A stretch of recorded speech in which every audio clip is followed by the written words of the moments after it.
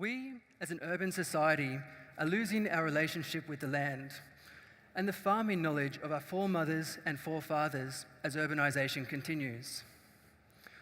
How can an urban dweller who has no close contact with the land know which season to plant potatoes or how long a carrot takes to grow? And why is this important? In a world where global food production is becoming increasingly unreliable due to changes in temperature and rainfall patterns, the move to increase household food production is a necessary one and empowering.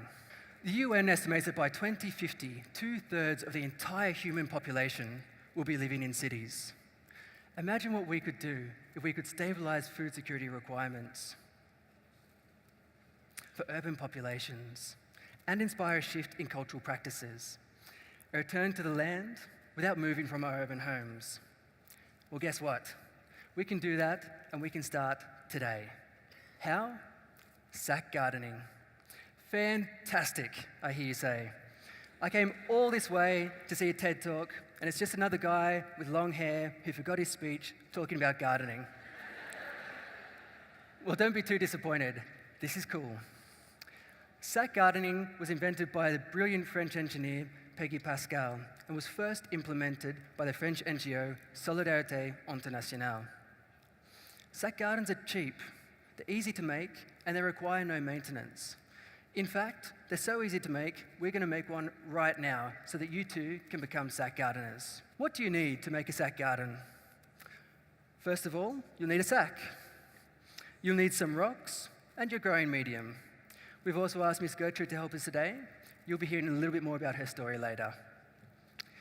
Now, these sacks here, we've recycled from supermarkets, bakers, construction sites, and they're made with a central column of rocks. Have you ever lifted up a rock on a hot day? What did you notice? The top of the rock is hot, while underneath it's cool and moist. Well, we apply the same principle here. This central column of rocks is designed to keep the soil temperature cooler and maintain moisture for longer, meaning that you need to use less water. So to take something hollow like this tube here, we found this one in the garbage. Anything around 10 to 15 centimeters in diameter will work, and fill it with rocks.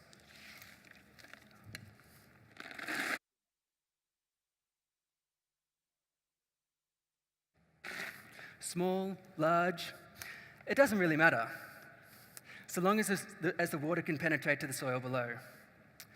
Now, all you need to do is fill in around the tube, get your partner to hold it nice and steady, and you fill in with your growing medium. We use a combination of sand, soil, and compost to get the best growing conditions for the widest variety of plants possible. Now, as you can see, Miss Gertrude is moving the mixture around with her hands, and occasionally you'll need to pick up the sides of the sack garden with your partner and let it fall again to make sure that the base is nice and solid and that the bag doesn't lean too far to one side. As I mentioned, we make these gardens with sand, soil, and compost.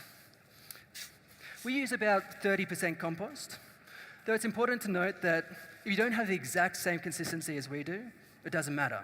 The gardens are flexible. It's still going to work. Now, when we talk about compost, I want to talk to you also about how to make compost and talking about food waste as well. Every single day, we throw away tons and tons of food waste from our urban homes. Please, stop throwing away your food waste. Recycle it, put it in a pile, make some compost. It's not hard. In fact, you can even get your children involved. Children love all aspects of gardening. They love seeing the decomposition of food waste into compost. And I think it's necessary that we teach our children that we don't live in a disposable society, that every single thing that we use takes energy to create.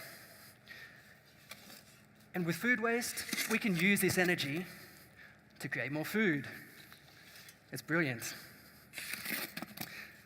Okay, you don't need to fill the gardens all the way to the very, very top, but you need to get close.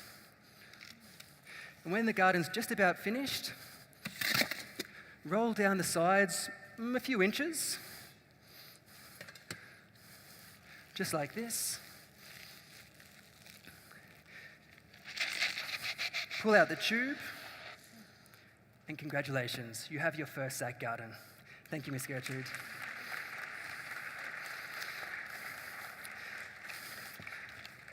Now all we need to do is transplant some lightweight green vegetables like spinach here on the sides.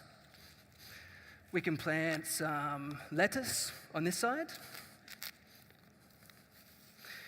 And basically anything you want on top. Fruiting plants like tomatoes, and root vegetables like carrots and onions. One more point on the practical side. When watering your sack gardens, remember to pour the majority of water on top of the rocks here. This will allow the rocks to act like a waterfall, as the water dissipates throughout the whole sack garden, meaning that all of your plants have equal access to the water. It's clever, right? So sack gardens are easy to make. They're accessible, affordable. But it's the implicit statement behind the sack gardens that makes them so interesting. They send a message. I don't submit to a system that requires me to be totally reliant on others. I'm empowered to stabilize my own food security requirements. And just because I live in an urban environment does not mean that I'm isolated from the land. So what is this going to mean for you when you have your sack gardens overflowing with delicious organic vegetables like these? First of all, you save money. Food prices fluctuate, sometimes acutely, depending where we live. Having a sack garden means you reduce the amount of money you pay for food as you grow your own. In fact, if you can produce a surplus, you can use sack gardens as an income-generating activity, especially if you decide to cultivate out-of-season vegetables and sell them at a premium price. The World Bank estimates that there are 1 billion people living in extreme poverty today. Imagine how empowering it can be to have a sack garden. Now, sack gardens are for people from all walks of life, from all over the world. They're for those that have money and those that don't. We work with those that don't. In the Bauleni slum, or Bauleni compound as it's known locally in Lusaka, Zambia, life is tough.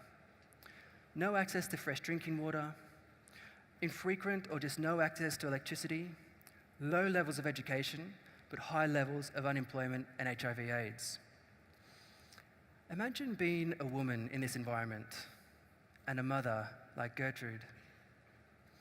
We've taken a section of the most disadvantaged and discriminated against women and invited them to be part of a project called Tishange Mbewu, which means let's plant seeds in Chinyanja, the local language of Lusaka.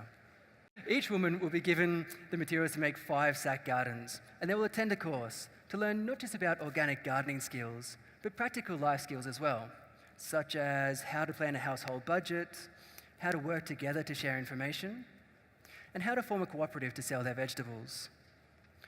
Now, most of these women don't speak English, they're unemployed, and they have many children to support. They often skip meals and are forced to make their children do the same. But through sack gardening, these women will be empowered to supply sufficient, nutritious, organic vegetables to feed their families. Like Miss Irene. Like Charity. Like Peggy, and like Gertrude, who you met earlier. These women will become teachers as they spread this idea not just throughout their community, but to other communities and compounds as well. Their position as unemployed, unskilled, and without choice will be eliminated as they become proponents of change, sharers of knowledge, and champions of urban agriculture. Beauty is in the eye of the beholder, but few of us see beauty in a grayscale urban environment, less so in an urban slum where these women live. I want to take you for a walk with me through the Bauleni compound. Close your eyes. As we walk down the narrow streets, see the garbage that permeates everywhere. Smell the acrid smoke rising from the fire with burning plastic. And feel the stagnant water seep between your toes as you try to dodge the potholes as you walk down the dirt road. Imagine the effects this has on the people who live there. Now, Imagine seeing sack gardens where before there are smouldering piles of rubbish, plants where there was dust and debris. Open your eyes. Would you be happier to see sack gardens lining city streets and those in urban slums too? I definitely would be. The beautification of a cityscape or a slumscape also contributes to strengthening and reinforcing the social fabric of a city, which is weak at best. Ironically, people living in cities often feel socially isolated and lonely, despite being surrounded by people living in high concentrations. Sack gardening and other urban agricultural techniques like sack gardening can reinforce social links. A shared experience, a common goal. A community that shares something much deeper than just a common address. Urban agricultural techniques can establish communities that have a strong tie with the land and that use and respect the knowledge taught by our elders. And of course, the possibilities for sack gardens are endless. Think of the implications sack gardens have for refugee camps. Think about what we can establish in urban communities. Think co-ops. Think food swaps. And think about the breaking down of social stigmas between the rich who don't need to get their hands dirty and the newly located rural peasant whose close connection with the land somehow has a negative connotation in the eyes of others. Through sack gardening, the stereotypical high flyer in a New York City apartment can learn from and perhaps share information with someone living in an urban slum here in Africa, or anywhere else in the world for that matter. A shared objective creates equality and respect.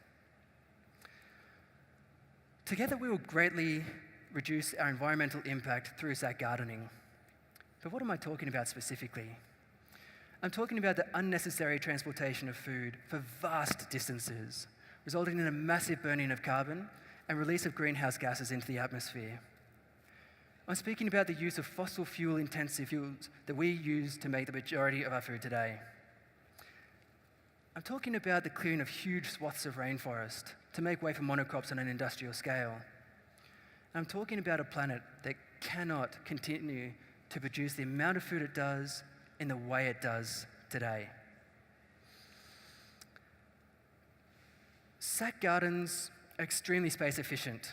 They use less water than other gardens. And if you grow them on your doorstep or rooftop, they have a grand total of 0 food miles, meaning that their environmental impact is practically 0 as well. But best of all, sack gardens challenge our definition of what it means to be a farmer. Gardening knowledge was much more common in the past than it is today, and I believe this continual close contact with the land allowed our foremothers and forefathers to look after the earth much better than we do currently. Like our predecessors, a farmer today is someone who respects and works with the land to produce their own food, while simultaneously reducing their impact on the environment. A farmer is not necessarily someone described as a financially disadvantaged farmer, like a subsistence farmer, nor is it necessarily someone who uses mega machinery to produce their crops. In my vision for the future, a farmer is from New York, New Delhi, Dubai, Lusaka. I'm a farmer, you are a farmer, we are all farmers. And as urban farmers, we are not excluded from growing our own food. In fact, we have a chance to change behavioral patterns, a chance to shape future generational pathways. By reducing our reliance on unknown producers and becoming producers ourselves, we can normalize this behavior for our children and our children's children. Gardening is beautiful. It's a joy. Seeing smiles on children's faces when they're in gardens is contagious, as is the wonder in their eyes as they marvel at the way a plant grows or how an insect moves.